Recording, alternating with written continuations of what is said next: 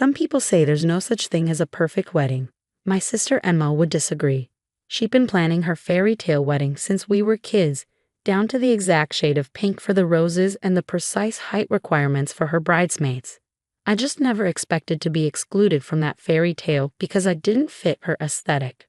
I'm Hannah Morgan, and this is the story of how my sister's obsession with perfection led to the most dramatic revelation at a wedding our family had ever seen. I just think someone else would be a better fit, Emma said over brunch, carefully cutting her egg white omelette into precise squares. You understand, don't you? The photos have to be perfect. I sat across from her at our usual Sunday spot, Le Petit Café, struggling to process what I was hearing. My sister, my only sister, was telling me I couldn't be her bridesmaid because I wasn't pretty enough. I don't understand, I said, my coffee growing cold between my hands. We always talked about being each other's bridesmaids since we were little girls.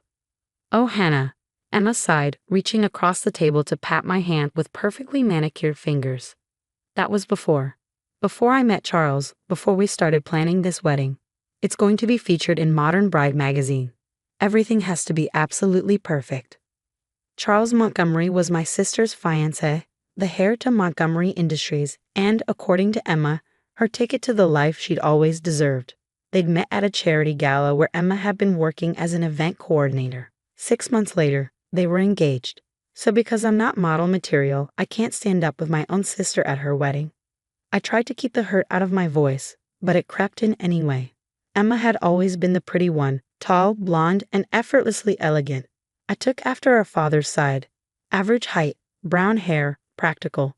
Not ugly by any means, but not the kind of beauty that turned heads. Growing up, I learned to focus on other things, my studies, my career as an accountant, my volunteer work at the local animal shelter. Don't be dramatic, Emma rolled her eyes. You can still come to the wedding, obviously, just not as part of the bridal party. I've already asked Sophia, Madison, and Victoria to be my bridesmaids. They're all the perfect height, they'll look amazing in the dresses, and they understand the importance of presentation. Her 3 closest friends from the country club. Of course. Does Mom know about this? I asked, though I already knew the answer. Our mother had always backed Emma's decisions, no matter how outrageous. Mom agrees it's for the best, Emma said primly. She wants the wedding to be perfect too. The Montgomerys are practically American royalty, Hannah. We can't have anything less than excellence. I stood up, my chair scraping against the floor. Several heads turned our way, but for once, I didn't care about making a scene. You know what, Emma? You're right. Your wedding should be perfect. So perfect that you won't even notice I'm not there at all. Hannah, don't be childish, Emma called after me as I walked away. This is exactly why you can't be in the bridal party. You're so emotional. I spent the next week throwing myself into work, trying to ignore the constant stream of wedding updates from my mother. Emma had chosen the flowers, white peonies and pink roses imported from Holland. The bridesmaids' dresses were being custom made by a designer I couldn't pronounce. The guest list had topped 500 people. I just don't understand why you're being so difficult about this, Mom said during one of her daily calls. Emma's doing what's best for her special day. You could at least help with the planning. Best for her special day, I laughed bitterly. Mom, she told me I'm too plain to be in her wedding. How am I supposed to help plan something I'm not even good enough to be part of? Oh, sweetheart, Mom sighed. You know how Emma is. She's always been particular about appearances. And with Charles's family being who they are, right? I cut her off. The almighty Montgomerys. Has anyone actually met them? Besides Charles, I mean. There was a pause on the other end of the line. Well, no. They're very private people. But they're coming to the engagement party next weekend. Emma says it's very important that everything goes smoothly. The engagement party. I'd almost forgotten. 500 of the couple's closest friends gathering at the Montgomery estate to celebrate. Emma had been talking about it for weeks, going on about the ice sculptures and champagne fountain. I don't think I'll be attending, I said firmly. Hannah Rose Morgan. Mom's voice rose an octave. You absolutely must be there. What will people think if Emma's own sister doesn't show up? They'll probably think I'm too plain to be seen in public, I muttered, but Mom wasn't listening. I'm sending you a gift card to Nordstrom, she continued. Get yourself something appropriate to wear. Something slimming. And maybe get your hair done. Emma mentioned a wonderful stylist who might be able to help with your situation. I hung up before she could finish critiquing my appearance. The next day at work, I was buried in spreadsheets when my office phone rang. It was Patricia from the legal department. Hannah, could you come down here for a moment? We need your eyes on something. I welcomed the distraction. Numbers had always been my refuge. They didn't care what you looked like, only that you understood their language. Patricia was waiting for me with a stack of documents. We're doing an audit of recent contracts, and something's not adding up in these prenuptial agreement drafts. Given your experience with financial forensics, I froze. Did you say prenuptial agreement drafts? Yes, for the Montgomery Morgan wedding. Charles's family insisted on having multiple firms review it, standard procedure for estates of their size. My hands trembled slightly as I took the documents. I knew I shouldn't look. This was private between Emma and Charles. But something about Patricia's concern. 3 hours later, I sat back in my chair, my head spinning. The prenup wasn't just a standard protection of assets. Hidden in the dense legal language and complicated financial clauses was something far more sinister. Charles Montgomery wasn't the heir to a fortune. He was the face of a crumbling empire. Montgomery Industries was on the verge of bankruptcy, desperately seeking an influx of cash. And Emma, my perfect, beautiful sister, she wasn't just marrying into money, she was bringing it. Our grandfather had left us both substantial trust funds when he died. Mine was modest. I'd used most of it for college and a down payment on my condo, but Emma had never touched hers, letting it grow over the years. According to the prenup, the moment she married Charles, her entire trust fund would be invested in Montgomery Industries. She had to know. Emma was many things, but she wasn't stupid about money, which meant my phone buzzed with a text from Emma. Don't forget about the engagement party tomorrow night. Wear something dark. You'll blend into the background better. I looked at the stack of documents in front of me, then back at the text. After a moment, I began to make copies.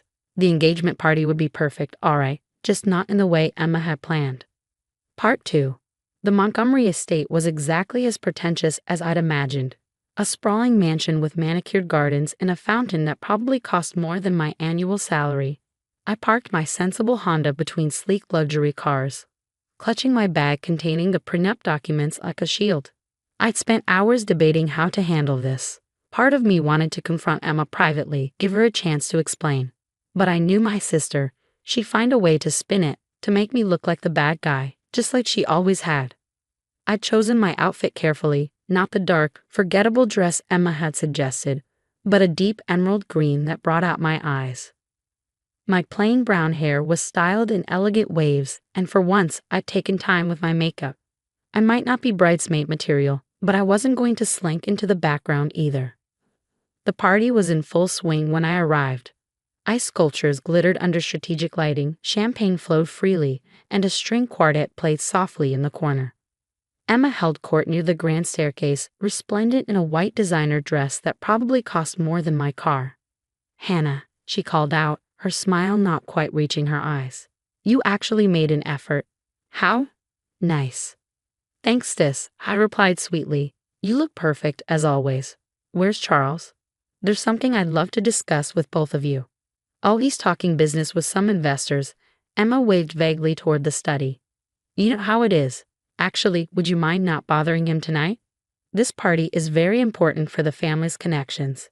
"I'm sure it is," I murmured, especially given Montgomery Industries' current financial situation. Emma's perfectly practiced smile faltered for just a moment. "I don't know what you're talking about." "No? Maybe we should discuss the prenup then. The one that signs over your entire trust fund to a failing company." The color drained from Emma's face. She grabbed my arm, manicured nails digging into my skin. "Not here," she hissed. "How do you even know about that?" "I'm an accountant, remember. The plain, boring sister who's good with numbers. The documents crossed my desk today." "It's none of your business." Emma's voice was low, dangerous. "You don't understand anything about this." "Then explain it to me," I challenged. "Explain why you're throwing away your future for a man who's using you for money." "Using me?" Emma laughed, but there was an edge of hysteria to it. "You think I don't know exactly what I'm doing? This is my chance, Hannah. Once the merger is complete, once the company recovers, I'll be Mrs. Montgomery, one of the most powerful women in the city. No more event planning, no more scraping by on commission. I'll finally be somebody. You already are somebody, I said softly. You're my sister. A sister you clearly don't support, she snapped. Just like you're trying to ruin my wedding by not being a proper bridesmaid. You've always been jealous of me. Jealous? I couldn't help but laugh. Emma, I'm trying to protect you. Have you even met Charles's parents? Anyone from the company? A flicker of uncertainty crossed her face. They're very private people, Charles says. Charles says a lot of things, doesn't he? But where is his family tonight? At their own son's engagement party? Emma glanced around the crowded room, and for the first time, I saw doubt in her eyes. The party was full of her friends, our relatives, business associates, but no one from the Montgomery family. They had prior commitments, she said weakly. Important business matters. More important than this? I pressed. Than you? Before she could respond, Charles appeared beside us, handsome in his tuxedo, but with a slight sheen of sweat on his forehead that hadn't been there in any of the society page photos. Emma, darling, he said, barely glancing at me. Some of the investors are asking about the merger timeline. Perhaps you could charm them while I make some calls. Actually, I stepped forward. I'd love to hear about the merger too, and maybe you could introduce us to your parents. They must be here somewhere. Charles's smile became fixed. I'm sorry you are? Hannah, Emma's sister. The one who's too plain for the wedding photos? I'm also a financial forensics specialist, and I have some fascinating questions about Montgomery Industries' recent SEC filings. The color drained from Charles's face. He grabbed Emma's arm, much like she had grabbed mine earlier. Darling, we should really speak to those investors. No. Emma's voice was quiet but firm. She pulled away from him, looking between us. Hannah's right. Where are your parents, Charles? Why hasn't anyone from your family come to a single event? Why did you insist I sign that prenup so quickly? Emma, please. Charles lowered his voice. You're making a scene. Am I? Emma's voice rose slightly. I think my sister is asking some very reasonable questions. Questions I should have asked months ago. People were starting to stare. The string quartet faltered slightly in their playing. Your sister, Charles said through clenched teeth, needs to learn to mind her own business, unless she wants to deal with certain consequences. Are you threatening my sister? Emma's eyes narrowed. All the uncertainty vanished from her expression, replaced by something I hadn't seen in years. The fierce protectiveness we shared as children, before society pages and status became her priority. Of course not, Charles backpedaled. I'm simply saying. He's saying he doesn't want everyone to know that Montgomery Industries is bankrupt. I announce, loud enough for nearby guests to hear, that this whole engagement is a scheme to get access to Emma's trust fund before the company collapses. The room went silent. Emma stood very still, looking at Charles with new eyes. Is it true? She whispered. Charles' handsome face twisted into something ugly. You gold-digging little. Before he could finish, Emma's hand cracked across his face in a slap that would have made any soap opera proud. How dare you, she said, her voice shaking. I loved you. I trusted you. I was ready to give you everything. Emma, please. Charles reached for her, but she stepped back. No, Hannah, do you have proof? Wordlessly, I pulled the documents from my bag. Emma took them with trembling hands, her eyes scanning the pages. The company's been failing for years, I explained gently. Charles's father was forced out 6 months ago after an SEC investigation. They needed fresh capital and your trust fund was their last hope. Emma finished. She looked up at Charles, tears in her eyes. There is no fairy tale wedding, is there? No perfect future. It was all a lie. Not all of it, Charles pleaded. Emma, I do care for you. We can still make this work. Security, Emma called out clearly. Please escort Mr. Montgomery and his associates out. The engagement is off. The next hour was chaos. Charles was removed from the premises, still protesting. Guests whispered and pointed. Photos appeared on social media. By midnight, the Montgomery scandal was trending locally. Emma and I sat in the garden long after most guests had left, sharing a bottle of champagne from the abandoned fountain. I've been horrible to you, Emma said finally, staring into her glass. All those things I said about your looks, about the wedding. I was so caught up in this perfect image, this idea of who I had to be. Hey, I nudged her shoulder. You're my sister. I'll always have your back, even when you're being a bridezilla. She laughed weakly. Thought I wasn't I? The worst part is, I knew something wasn't right. But I wanted so badly to believe in the fairy tale. Sometimes fairy tales are overrated, I said. Sometimes the best stories are the real ones, imperfections and all. Emma was quiet for a moment. Thank you, she said finally, for being brave enough to tell me the truth. For not giving up on me even when I was awful to you. That's what sisters are for. The scandal made headlines for weeks. Montgomery Industries' collapse became a cautionary tale in financial circles. Charles and several executives faced federal charges for fraud. Emma took some time to travel to rediscover who she was without the pressure of society expectations. When she returned, she started her own event planning company, specializing in small, intimate weddings that focus on love rather than spectacle. Last month, she got engaged again to a kind, unassuming architect who looks at her like she's the most beautiful woman in the world, even when she's in sweatpants with no makeup. Will you be my maid of honor? She asked me over brunch at Le Petit Café. I know I don't deserve it after last time, but... Of course, I cut her off. But only if you promise no height requirements or aesthetic restrictions. She laughed, reaching across the table to squeeze my hand. The only requirement is that my sister stands beside me. That's what makes it perfect. Sometimes the best endings aren't the fairy tales we dream of, but the real stories we live. Messy, imperfect, and all the more beautiful for their flaws. Emma and I learned that the hard way, but we learned it together. And in the end, that's worth more than any perfect wedding could ever be.